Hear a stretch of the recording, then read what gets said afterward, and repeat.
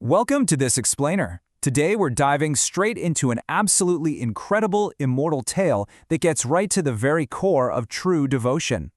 We're going to unpack a story that might actually challenge everything you thought you knew about connecting with the divine.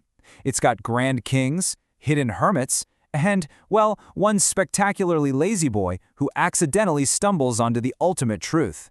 Let's get into it. Right off the bat, we have this massive contrast. On one hand, you've got grand rituals, right? We're talking massive scale, incredibly wealthy kings, wise sages chanting complex scholarly hymns. It's a whole production.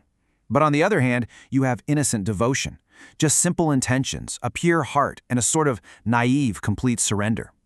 As we go through this, keep this contrast in the back of your mind. Does the divine really prefer all the elaborate mechanics of the mind, or just the simple purity of the heart? So, part 1, the cosmic need and the grand ritual.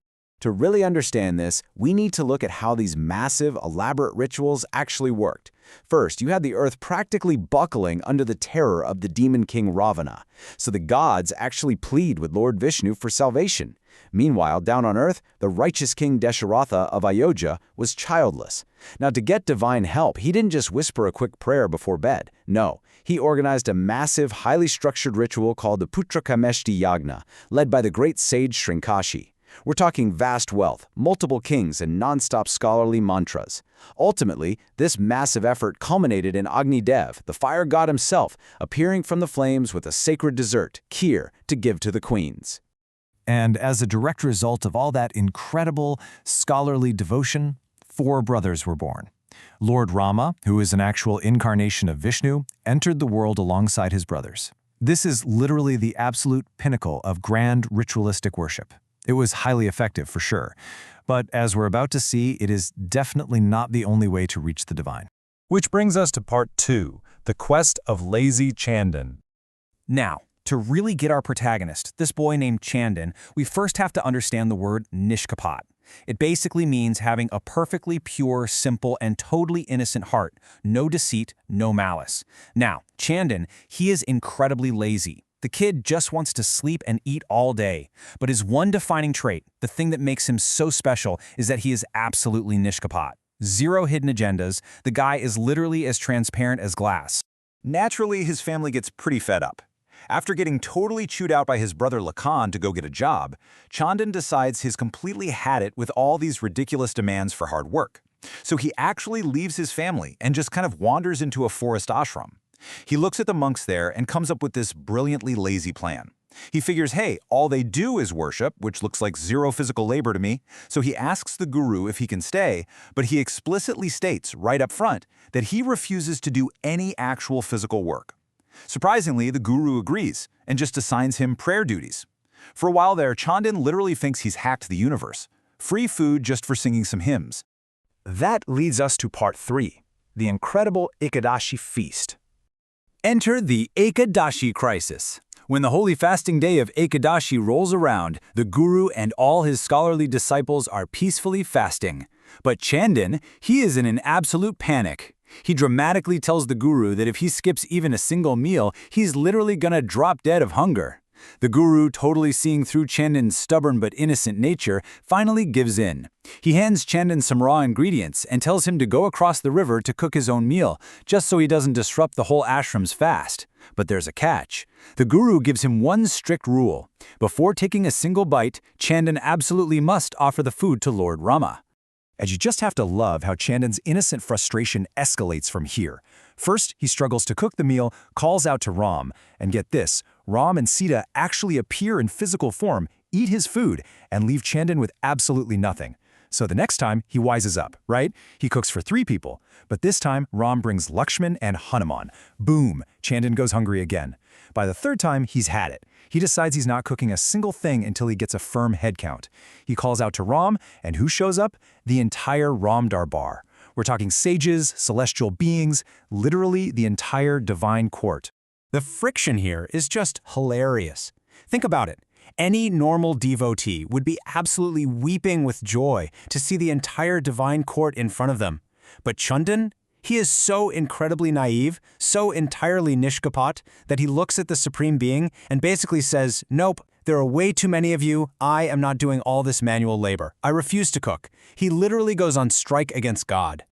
And that brings us to part 4, simplicity and true devotion.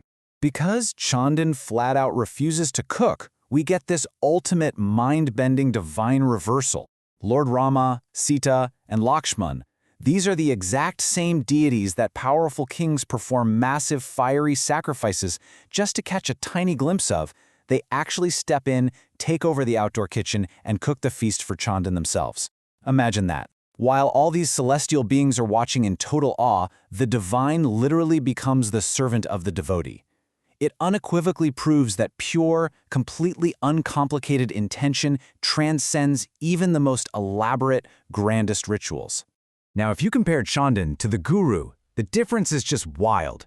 The guru was getting pretty suspicious about where Chandan was taking all this food, so he followed him across the river and secretly spied on him. And with all of his vast scholarly knowledge, decades of strict fasting and asceticism, the guru sees absolutely nothing. To him, it just looks like Chandan is yelling at thin air. Meanwhile, Chandan, with his completely transparent, innocent demands, is having a totally casual, physical conversation with the divine. When the guru finally steps out of hiding and demands to know who Chandan is talking to, Lord Rama's voice actually echoes out with this incredibly bold statement. He is not visible to you because you are not simple and pure-hearted like Chandan. I mean, wow. This is the absolute philosophical climax of our story. The divine is flat out telling this grand scholar that God values the transparent emotion of the heart infinitely more than the calculated, rigid knowledge of the mind.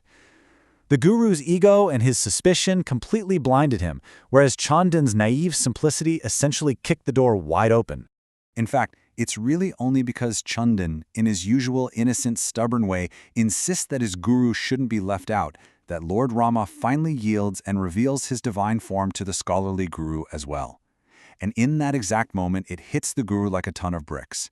He realizes that all his decades of reading ancient texts and performing intense rituals were completely overshadowed by this incredibly lazy boy's pure, unpretentious connection. Finally, part 5, duty is true worship. If we trace Chandan's remarkable evolution, it is super fascinating. He starts off with this extreme laziness, literally running away from home just to avoid doing his chores. Then, through a series of totally unintentional but purely motivated cooking sessions, he ends up practicing the ultimate form of devotion. This leads directly to a face-to-face encounter with the divine. But here's where the real magic happens. Chandan's spiritual awakening doesn't make him want to renounce the world or just live in the ashram forever. No, it actually inspires a joyful return to his village. He realizes that running away from his duties wasn't the answer at all. So he goes home, rolls up his sleeves, and starts helping his brother Lakhan and his mom. He fully embraces hard work. He finally understands that performing his normal, daily duties with a pure, honest heart is his truest form of worship, knowing full well that the divine will always bless the honest food he earns. So, I'm going to leave you with a thought to reflect on as we wrap up this explainer. If the divine truly values pure emotion and simple intentions, way more than complex, worldly knowledge, how might that change the way we approach our own lives? Can you find a way to adopt that pure simplicity, that absolute nishkapat attitude, not just when you're praying, but in your ordinary daily duties and your own hard work? Thank you so much for joining me on this deep dive into such an inspiring tale. Keep those hearts simple, and I'll see you in the next explainer.